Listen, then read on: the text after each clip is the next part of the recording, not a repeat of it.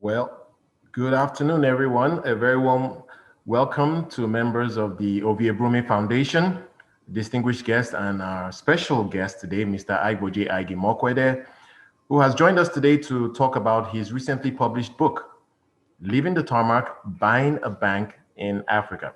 Delighted to be your moderator today. My name is Wole Famrewa.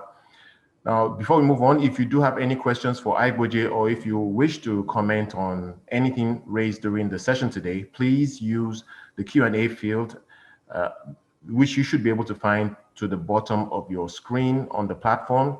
Questions will certainly be answered and your comments will be addressed. Now, Aig is here today to reflect on his days at Access Bank and to speak about his learnings and experiences there. He will also speak about why he wrote his memoir and his plans for the future. Now, in my view, reading autobiographical material is like getting into a time machine. So strap on your seatbelts and let's get going. It should be an inspiring journey back many years.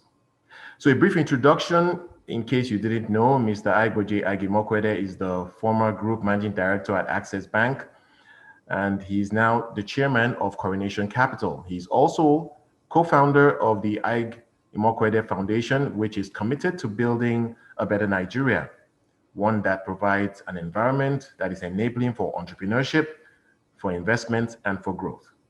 A Nigeria in which young people are empowered to face the future with confidence. Now, Aig is here today speaking to the youth of the Ovie Brume Foundation, an organization that is very dear to his heart. And to illustrate this, I will read an excerpt from the book. The final realization that I wanted to own and run a bank of my own dawned on me while I was attending an executive management program at the Harvard Business School in Boston, USA. My brother-in-law, Ovie Brume, had finished his MBA program that year, just before I attended the Harvard PMD program in the autumn of 2020. He gave me a book titled Buyout, The Insider's Guide to Buying Your Own Company by Rick Ricketson and Robert E. Gunther, which proved to be seminal for me. The book is targeted at professionals asking the question, do you want to work for other people, surviving on a salary or on bonuses forever? Or do you want to seize your own destiny?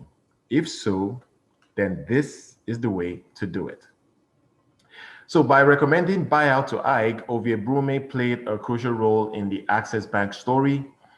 He passed on knowledge that he had to his brother-in-law and thus laid the foundation for the dream that would become Access Bank. It is therefore fitting that Aig is here today, sharing his knowledge and experience with these young people, hoping to encourage them to dream big dreams and go on to build impactful organizations like Access Bank. Now, to get us started, allow me to introduce the director of the Ovie Brume Foundation, Ms. Ese Brume, who will tell us a little more about what they do. So Ese, the floor is yours.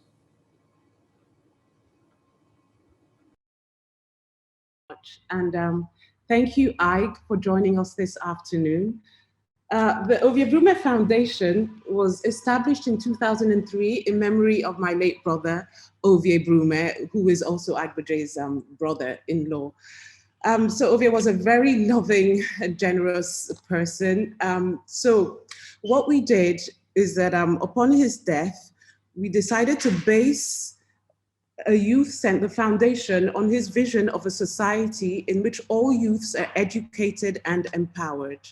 So the foundation, the Ovie Brume Foundation, runs 2 youth centers in Lagos and Warri, where we provide free educational, social, and recreational programs and activities, and scholarships for underserved children from low-income homes. We support our beneficiaries in the attainment of their educational goals. We equip them with critical skills and knowledge and provide them with enrichment and development opportunities that they would otherwise not have access to. We are really pleased to have present in the Youth Center today 60 of our youth members, all eager to listen to how you made successful Access Bank. And we also have a number of our alumni who have logged on virtually. They're all really very eager to learn from you. At this point, I would also like to say a special thank you to Professor Koyin Ajayi, SAN, Managing Partner of Olaniwun Ajayi, who has generously donated 500 books of Leaving the Tarmac to the Ovie Brume Foundation. We are going to distribute the books to public schools. Thanks to his generosity, we are distributing copies of Leaving the Tarmac to the libraries of over 100 public secondary schools. Additionally, all our youth members present today will receive a copy of the book. So thank you once again, Professor Ajayi. And now I would like to introduce two of our youth members, Blessing and Emmanuel, and one alumni member, Mohammed Ali. They will all be reading excerpts from the book and asking questions. So over to you, Blessing, Emmanuel, and Mohammed.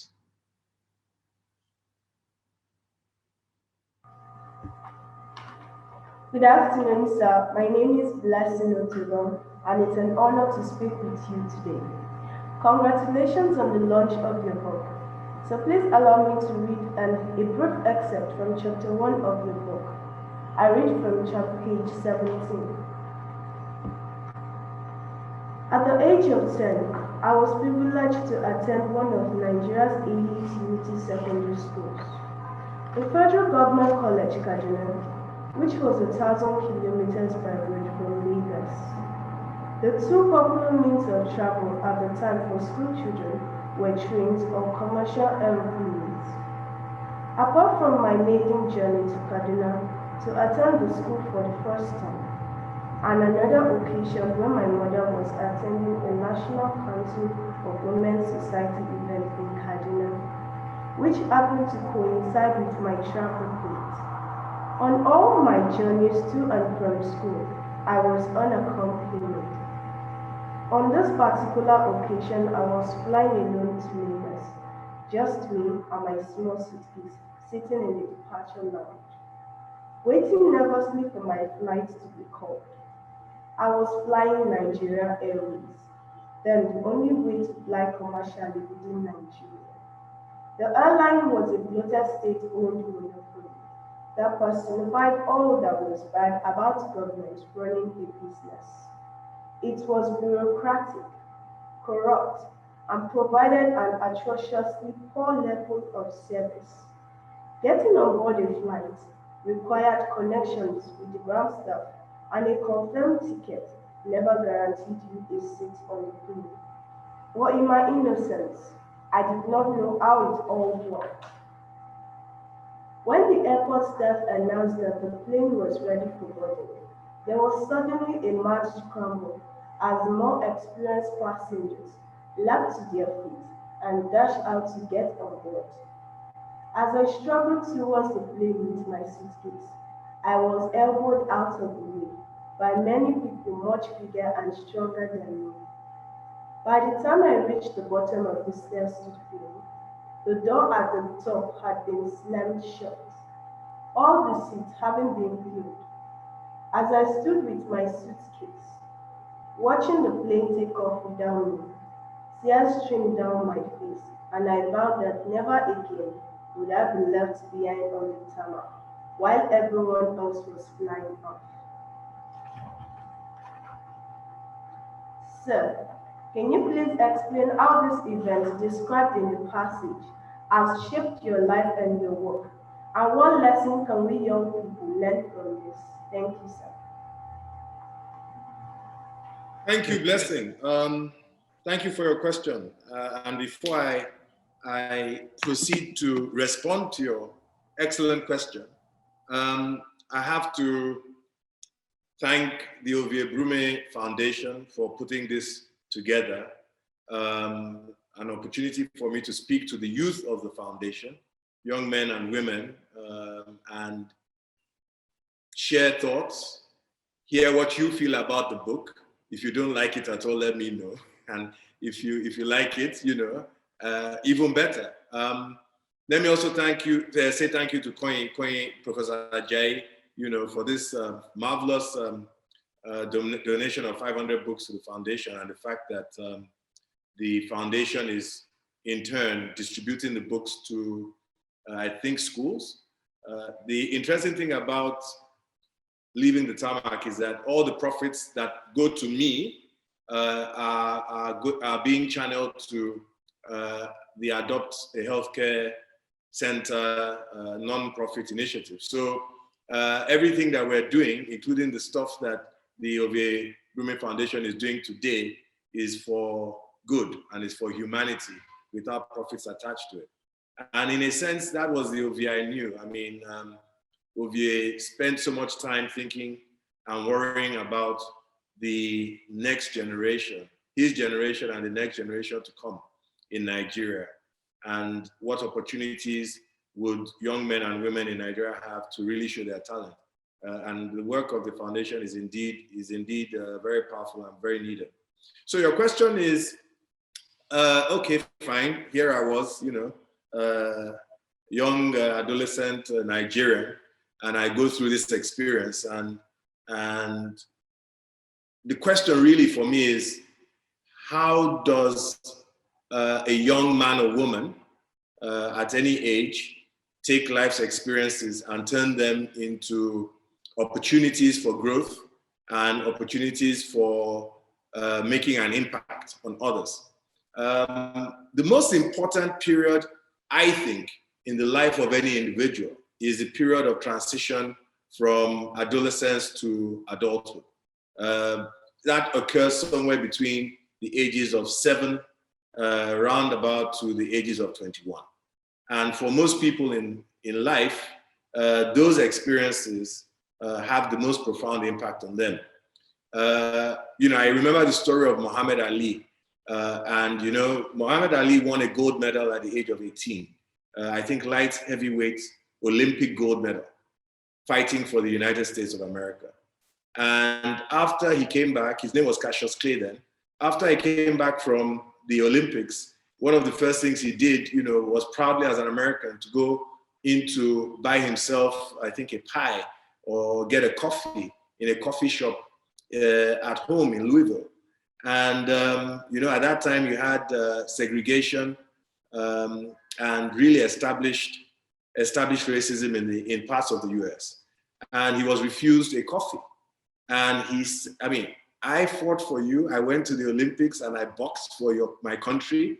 And in my same country, I wouldn't be served a coffee. And, as he says it, he went that night, took his Olympic gold medal and threw it into the river. And you can see Cassius Clay became Muhammad Ali, and Cassius Clay refused to fight in the Vietnam War. And Cassius Clay, that Muhammad Ali has made, beyond what he did in boxing, such a tremendous impact on the world as a result of that experience. Now, maybe some of you don't know Muhammad Ali because from a contemporary standpoint, that was a long time ago. But think about Malala as a young Pakistani schoolgirl. This young girl, and her dad had a school. She refused to follow the Pakistani norm where young women should not go for an education. She wanted an education and she took every risk to do so. And one day, she was shot in the head by a Taliban gunman as she was going to school, you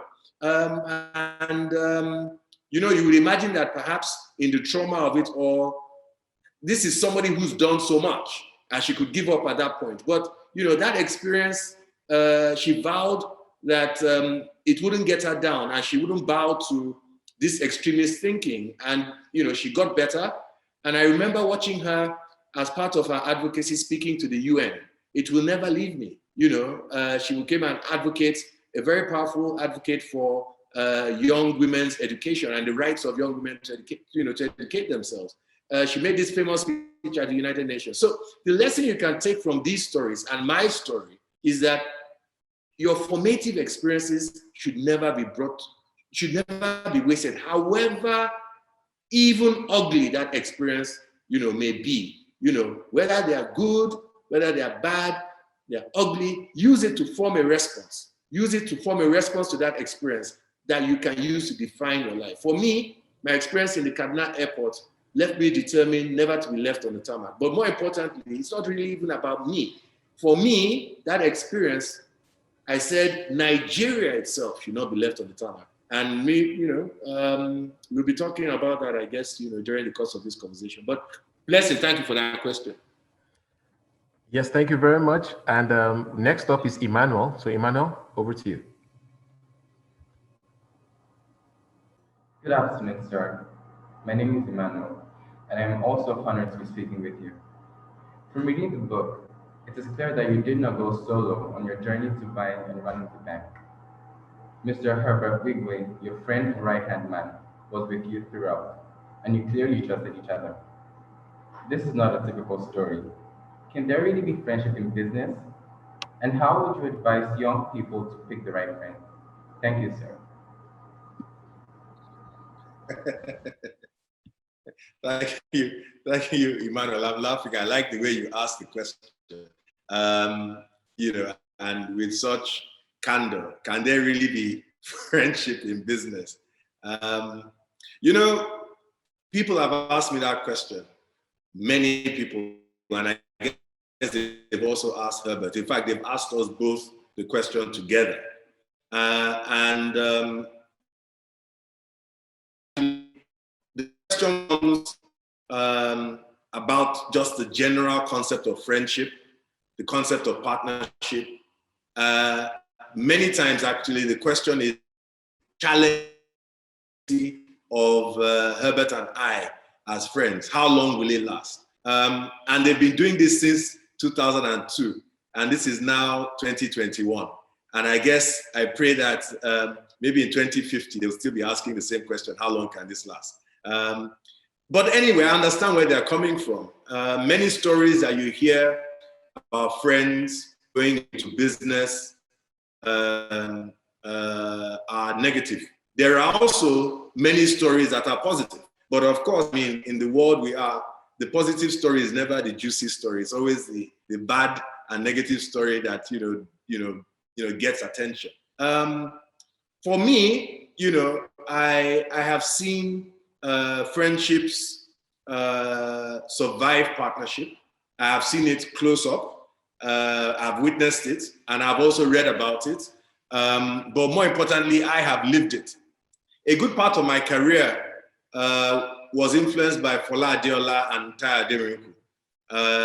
And I actually knew them when they were friends before they became, even when I knew them, they had already started to partner on ventures that had nothing to do with the financial services industry. I remember that they started a barbing salon business, together. These are the founders of Guarantee Trust Bank. But I knew them as friends before I knew them as bank founders. I knew them as banking professionals. We all worked in the same bank, Continental Merchant Bank. Now, they were friends before I met them. They were friends when I left GTB. So I met them when I was 21. I left GTB when I was 35 or so. So throughout that period, I knew them as friends. I think that's, if my math doesn't fail me, that's 14 years. And their friendship went back to when they were in secondary school, actually. Now, if you've heard about Hewlett-Packard, that's a business founded by two friends. And there's a famous Hong Kong company, Lee and Fong. That's another example where friends and partners have been able to build successful businesses. But don't get me wrong. I mean, all friendships and all business partnerships have challenges. What Herbert and I have come to understand, partnership and friendship is like a garden, Every garden responds to the care and attention you put into it, okay? A garden flourishes based on the care and attention you put into it. And that's just the same thing with friendship and partnership. So when the partners or when the friends invest in the friendship, in the partnership, nurturing it, taking out the weeds that could snuff out the friendship and partnership, watering it as required, and so on, praying over it just as you would your garden. It's important. So whenever you're distracted or you face challenges, you must ensure that however much your distractions are, whatever your challenges are, you make enough time to nurture your partnership and friendship. You understand what I'm saying? Now, I also need to address the issue of how do you pick your friends? Okay. Every individual will have two sets of friends. Blessing and Emmanuel, you have two sets of friends. I have two sets of friends. Ovie had two sets of friends. There are going to be friends that add value to your life, and there are friends that detract from your life. You have them, I have them. You can't avoid having both of these types of friends. Every individual that you meet is going to be value additive or value dilutive. The value to you will be negative. And I'll tell you something. I, to some people, will be additive, and I, to some people, will be negative. I try to be additive all the time, but it's not about you setting out of your way to be negative, in the life of somebody. Sometimes the nature of chemistry between two individuals actually produces negative outcomes. So it's not about being a wicked friend or a nasty friend. I'll tell you something, I'm sure when you were young, everybody, your parents will say, that person is a bad influence on you. That person is a bad influence. And somebody else's parents is also telling them that you are a bad influence on them. You get my point. So, but then look, the trick in life actually is this. In your portfolio of friends, this portfolio of friends, some of whom add value and some of whom take away from you, okay? The important thing is that your overall portfolio result should be positive to you, okay? I am not going to legislate or suggest in any way that you are not going to have that friend whose gist is so sweet, whose presence in your life for whatever provides entertainment value, and however, that, in a way, you might make better use of your time, as opposed to spending so many hours with that. I see you nodding your head, but you need some of those friends, just to juice up life. But the trick is this, all right? You have to make sure that you review that portfolio and manage that portfolio such that your net result is positive on your life, and you make adjustments, so things cannot be permanent. I have people who earlier on in my life I spent so much time with. Now, at this stage of my life, it's not that we're not friends, okay, but I don't spend nearly as much time, as I did with them. There are people who I used to rely on their views, in the past. Right now, I don't. And there are people who I didn't rely on their views in the past, and today, I do.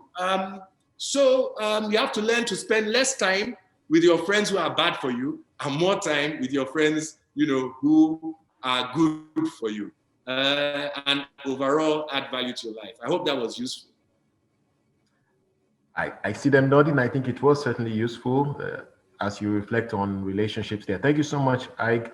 And we'll be moving on to hear now from Mohammed Ali, one of the founding members of the Ovie Brume Lagos Youth Center and also co-founder of the Ovie Brume Foundation Alumni Association.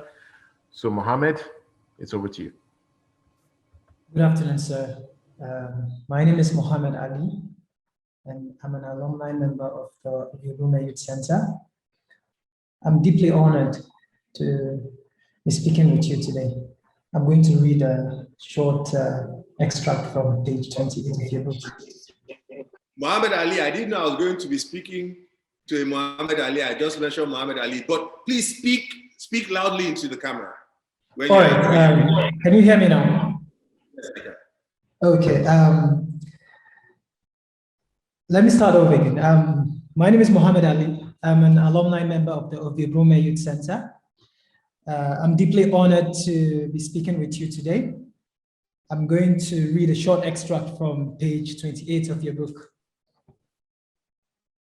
I was extremely fortunate to have worked for bosses who chose to help me develop my leadership skills through mentoring, early delegation of authority, and exposure to the highest echelons of banking business and government.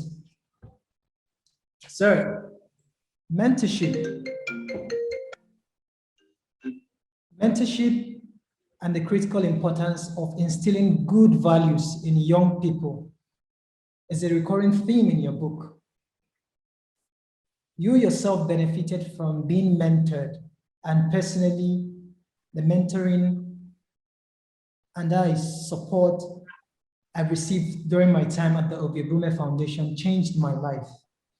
However, your book also referenced Godfatherism and does it so in a negative light.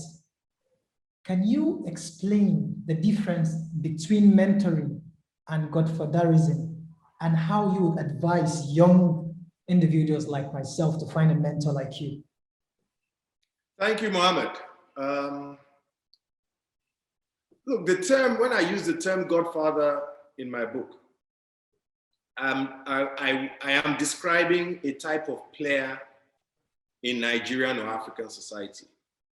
That type of player is typically a wealthy individual. Now, not all of them are wealthy, but typically a wealthy individual.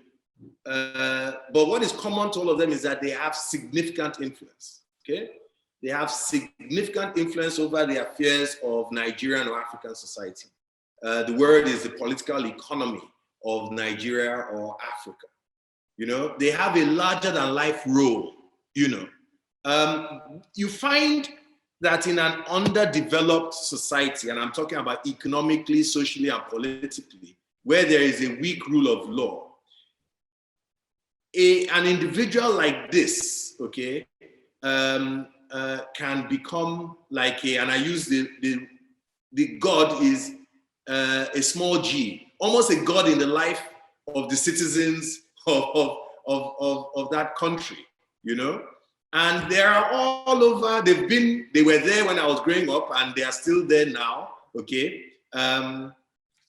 You know, there are not many godmothers in that sense. You know, it just speaks to how good women are. This character tends to be a man, typically.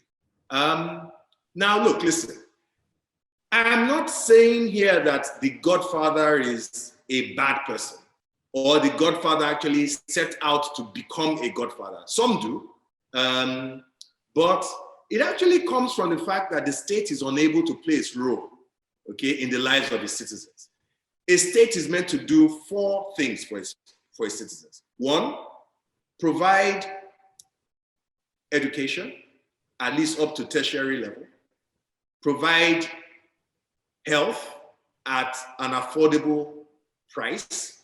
And I'm saying basic health. I'm not even talking about complex cancer treatments. But if I want, you know, treatment for anything, including childbirth, etc., I should be able to access it, any citizen of Nigeria, you know, at a good quality, okay? The other thing is jobs, not in terms of employing them, but an economy that enables you, you know,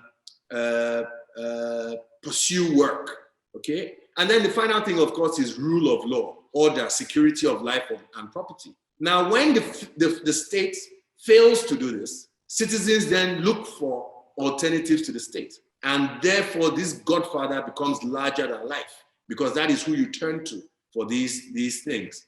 Now, basically, Godfathers step into the vacuum left by an absent state and provides these essential functions. Now, the state is created for our benefit. A Godfather is not.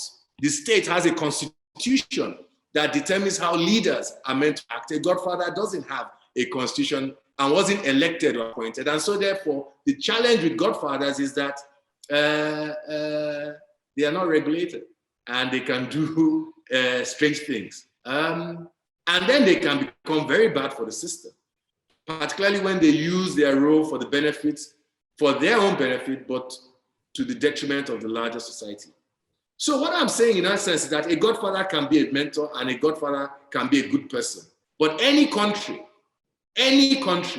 where the Godfathers become the alternative to the state, to the government, because there is a failure of government, okay, that country will remain underdeveloped, poor, small, and actually will be ignored by nations that have gone beyond this almost medieval level of existence. So the state must develop so that it can act responsibly and provide these essential rights that you and I have to education, to health, to the ability to work, and the right, of course, to the rule of law. Now, speaking to mentorship itself, let me use some names, and I believe that enough history is still taught in school that the names I'm going to mention to you should be very familiar. Socrates, Plato, Aristotle. Those names ring out to you? Yes. Socrates, Plato, and Aristotle. Okay. Socrates mentored Plato. Plato mentored Aristotle. And their effect on mankind is still being felt today. Okay? Today. Billions, literally billions of people think and act as a result of the knowledge transferred from Socrates to Plato and Plato to Aristotle. Mentorship is simply the transfer of that knowledge that is good in one person, okay, all right, to another and to another, generationally and generationally and generationally, so that knowledge is not lost for mankind. And each succeeding individual, that's the mentee, all right, takes that knowledge and works with it and does not selfishly keep it but transfers it to another. I had my own Socrates or my own Plato or my own Aristotle. His name is Fola Adeola, he's still alive. And there are hundreds, if not thousands, of Nigerians who benefited or who have benefited and still do from Fola Adeola's knowledge and abilities, and if you like, his virtues. In Nigeria, we had Mr. Akintola Williams, the first African to qualify as an accountant. He's still alive, and he still does the same today. I think, I'm not sure if he's 100 yet, you know, and he's mentored me, you know, for example. And then, of course, you have Dick Kramer of Arthur Anderson, who he's an American. And, you know, he's touched the lives of thousands of Nigerians who've gone on to do great things. So mentorship is, in fact, actually, I believe very much that successful nations are nations that understood the institutionalization of mentorship and have thrived with it. And there are different ways by which you create these mentorship, you know, arrangements. One of them that Nigeria thought about was the National Youth Service Corps system. It was an opportunity for, and I use that word was because it's not what it is today. It was an opportunity for the young Nigerian man or woman, okay, to, through this compulsory period of work, have access to professionals or experienced people in different fields, any field you can imagine, okay? And at that very, very formative part of their life, remember I told you the transition from adolescence to adulthood, okay, to be mentored for 1 year. I was mentored when I was in Continental Merchant Bank as a youth corper. I remember Tunde Dabiri, still alive today, a wonderful banker. It was in his office that I learned how to serve a client's tea. As I sat and I watched him, and it allowed me to observe how you sit clients down, where they sit, how your secretary, you know, and you put them at rest. There are not many people in Nigeria today. If I ask you, okay, I'm bringing clients to your office, all right? Do you know the etiquette and protocols of how to put us at rest so that you win the deal? I learned that during my youth corps. So that's what mentorship is all about. And that's why I'm pleased to announce an initiative, the Leaving the Tarmac Internship and Mentorship Program. I want to give 5 young Nigerian graduates, ages 19 to 26, maybe if there's a graduate at 18, well, you're welcome. The opportunity to work in my foundation, the Aigboje Aig-Imoukhuede Foundation, as well as, you know, those who want to work in any of the businesses that I'm engaged in, you know. And most importantly, I think they will have the opportunity to learn from me, as well as the other people that they interact with, you know, during that period. This has nothing to do with the internships and mentorships of the many companies that I'm involved in. But this is my own little group of 5 that will work with me over the next few years. It would be great if one of those representatives is an alumni or comes from the Ovie Brume Youth Foundation community. I think the details about eligibility and so on are available on the Leaving the Tarmac website, www.leavingthetarmac.org. www.leavingthetarmac.com. It's interesting that as I was remembering the website, I was remembering, when we talk about Godfathers, an interview a Nigerian gave where he said, Mawaga at the top. I think it was giving. Yes. Anyway, but for those interns, they are going to work hard. I work very hard. And my mentors really pushed me in life, demanding hours, but they will be exposed to incredibly exciting things, great challenges. Every hour of the day for me, is an opportunity to learn something new. And I hope that those 5 men and women will learn a lot of new things, during their internship period with me. This sounds like an exceptionally exciting opportunity. I wish I was still young enough to qualify for it. You talked about the Aig-Imoukhuede Foundation. Can you give us more details of what your foundation does? Now, Mohammed, thanks. I've been involved in philanthropy for quite some time now. And I'm what you would term an impact philanthropist. I don't just give my financial contribution. I'm more focused on the activity that leads to people learning how to fish and catching fish for themselves, as opposed to buying fish for them and saying, here is fish, let us share it. Okay. Now, it's not to say, so I'm not a palliative type of philanthropist. That's not me. I'm more an educating type of philanthropist. I'm more a value creation type of philanthropist. But anyway, so I thought, look, listen, there's so much that we're beginning to do as a family. I'm saying my wife, Ovia, and my 4 kids and I in many philanthropic fields. And I thought, look, listen, we need to begin to bring some governance, tight governance around this and make sure that we can optimize and really position ourselves for greater impact. So the foundation is a multi-generational family initiative. It's not just about me. So this foundation is going to survive me and my wife, is going to survive our children, is going to survive our grandchildren. My hope is that just like some of the foundations that have been around for 200 years, this foundation will last several generations after me. That's how we're setting it up. So we basically do 3 things. We educate leaders in the public sector, and we also work with them to reform and transform their performance.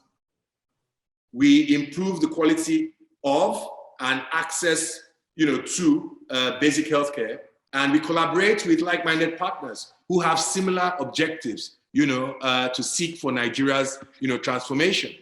I don't know if you watched the news a couple of days ago. You might have seen or read in the press that we're working to digitalize all the processes of the ministries, departments, and agencies of the federal government. I've told people that they typically associate things. They say, "Are you DFID? Are you a Nigerian DFID?" DFID is the British government. No, we're not. We're a non-state actor. We're just a family that has been blessed and with privilege by God, and have decided to use those blessings to try and ensure that our nation is not left on the tarmac, And so we started working with the federal government 6 months ago with the head of this, of the Federal Civil Service, and the whole endpoint is that we are going to digitalize all the processes, first with our office, and then all the ministries and all the departments of government. So we've done all the standard. The first thing you must do in this process is create standard operating procedures. We got great experts from Access Bank and other institutions, the Compliance Institute of Nigeria, and they've worked with these guys for 6 months to bring out standard operating procedures for everything they do, every single process. After this, we are going for ISO 9001:2015 qualification. It's wonderful, the Nigerian civil service, and then after that is digitalization. So just in the same way as you interact with your bank using USSD, the mobile phone, the internet, and so on. That is how you will soon, well, when I say soon, maybe in 2 years' time, be interacting with your government ministry when you're tracking, an issue, etc., etc. It's coming, and it's going to have a major effect on the efficiency and productivity of our country. This is just one of the things that we're doing. That would be great, sir.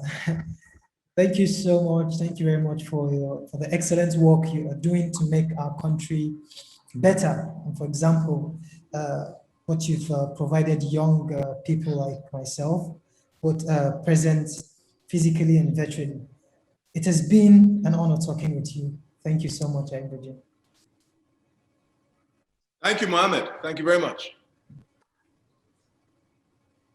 Thank you very much, Mohammed, and thank you so much for that exchange. Very enlightening indeed. And it's really interesting to hear about what you're hoping to do in terms of digitizing engagement with the Nigerian government. I think that is potentially another way Nigeria is able to lead the tarmac as a country. Okay, so we want to now transit to questions for everyone else attending. And I see that a few questions have come through, and we'll just be going right into taking those questions. Again, I want to encourage you all to type in your questions or comments into the Q&A field, and I'm going to go straight into the first one, which is from Grace.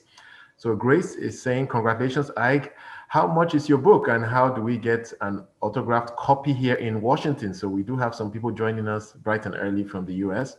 Also, I'd like to purchase a few copies for a secondary school in my village, Okwepe in Edo North in Nigeria. So I do know that we have been sharing the information about the website to go to, but I do want to say a few things about that. Yeah, Grace, it must be quite early in the morning in the US. Thank you so much for getting up early to participate in this discussion between the Ovie Brume Foundation and myself.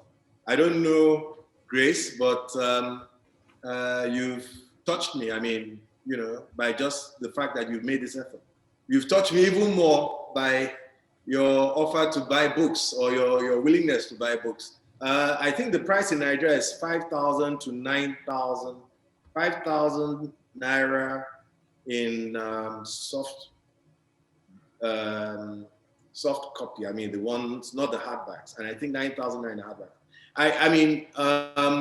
But you in the US, just go to Amazon. I think you can buy it from every major bookstore. I think now, just go onto the internet, and you can type in "Leaving the Tarmac," and you can find it online to buy.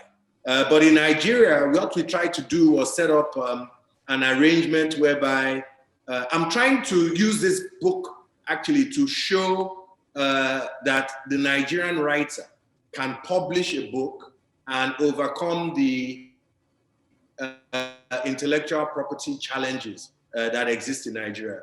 In South Africa, if you sell 1,000 copies of a book, that's almost a bestseller. In Nigeria, if you sell 1,000, 2,000 copies of a book, officially that is almost a bestseller. And when I was growing up, Nigerian authors sold books in their millions. I mean, Chinua Achebe published 5 books, which together, the totality of book sales run in their hundreds of millions. So the whole idea is go to this website, www.leavingthetarmac.com. In it, we have all the Nigerian book sellers, okay? And you can actually order online. From what I've heard, some people order online and get a delivery in 48 hours. The experience is, they send me WhatsApp messages. The book just came, and I'm thrilled at what can happen, in Nigeria. So with respect to your offer to give books, thank you so much. Please go online, buy as many books as you want, and please mentor people using the books. Ovie Brume, younger than me, mentored me using a book. So thank you very much, Grace.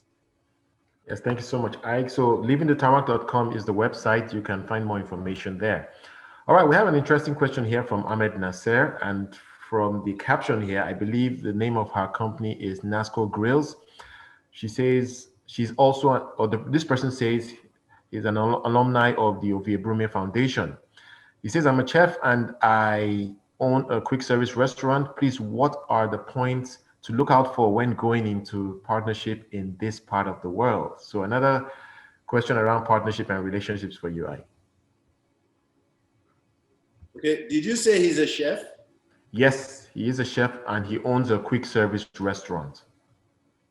Okay. So he would like some advice on going into partnerships. So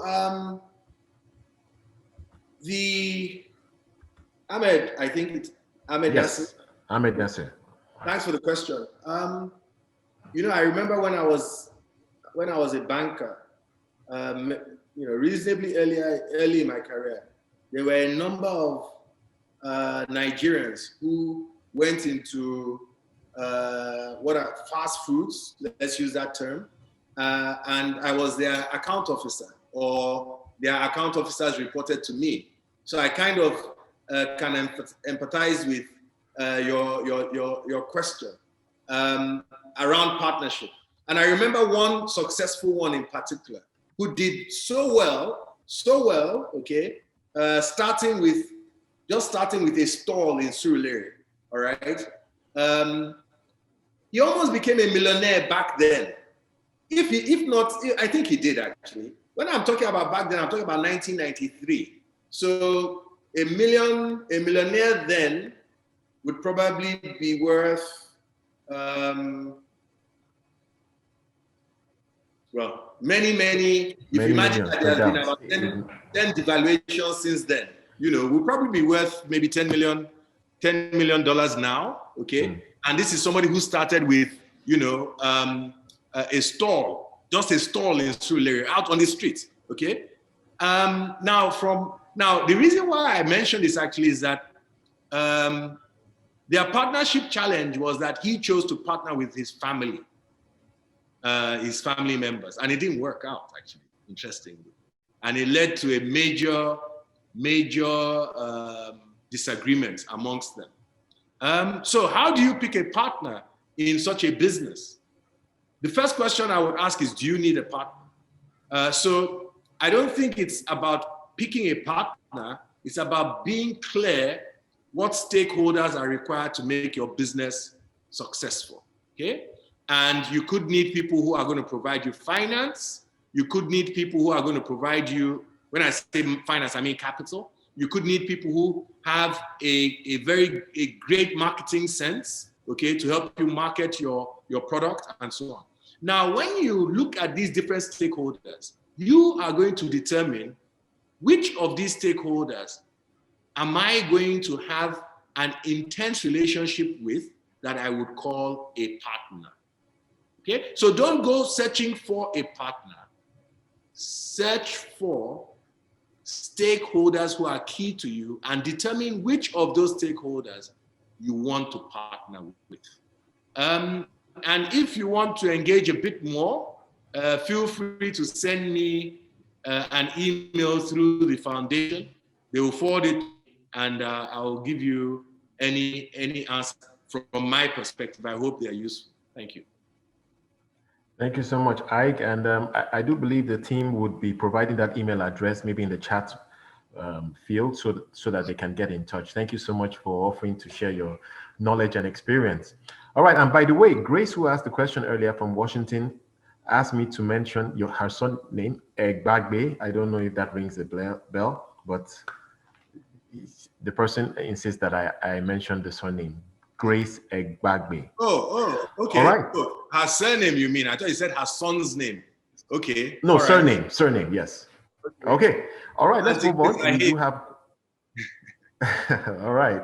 We have a few more questions, and this time Moyosore Omitogun, a former staff of the Ovie Brume Foundation, is asking, what has motivated you to work across different facets? So she's referring to law, finance, health, SDG advocate in the course of your career. What fuels your passion now, having achieved in various areas?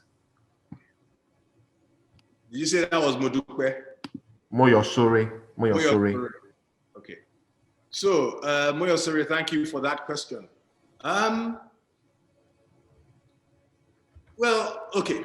If you read my book, you will see that, or when you read my book, I hope, you will see that sown in me as a child were seeds of concern for humanity. So I am, I'm going to confess, and I'm not shy to do so. I'm not ashamed to do so, that I'm a busybody when it comes to the welfare of others. Okay? I'm a busybody because I can't rest. I can't see my fellow human being challenged, suffering. I'm just, and I've always been. I'm the kind of child who in the playground, if somebody was being bullied or beaten up, I must enter the wahala and, maybe they'll beat both of us up together. I'm just that kind of person, what I've tried to do, however, is look at, in everything I do in life and determine how best to add value, is that I've been always structured and, for want of a better word, strategic in my approach. So you have to pick your battles. So let me correct that statement. Before, when I see them bullying the child in the playground, I look at the bully and I mean, can I do it by myself? If I can't do it by myself, I go and call others and then we rally. I won't shy from the fight. So if I can do it myself, I will enter, So intelligent intervention. If I can't, I will go and rally my guys and then, we will give that bully, a hell of an experience. Now, so that's me. So I look at the things that I have a comparative advantage for, either in terms of knowledge, in terms of my areas of influence, my ecosystem, okay? And fight those battles. I've explained to you that the battles I've chosen to fight are in terms of the way government works, the efficiency of government, and we fight that by educating people in government, particularly the leaders, exposing them to the best quality of education, and then working with them to help them through their reform processes. The other area that is of concern to me is the area of health. And why? I'll tell you about health. Nigeria, we have many problems. I tell people that if you want to be a philanthropist and impact philanthropist in Africa, okay, don't worry, don't even bother about being too analytical in terms of what you're going to do. Anything you do that's good in Nigeria, because the problems are so heavy, it will transform somebody's life. So just go and start transforming, okay? But I chose to focus on health because I find it difficult. The one thing that still destabilizes me, okay, is when I face or I see people facing health challenges. It's the one thing that I see and it really throws me off.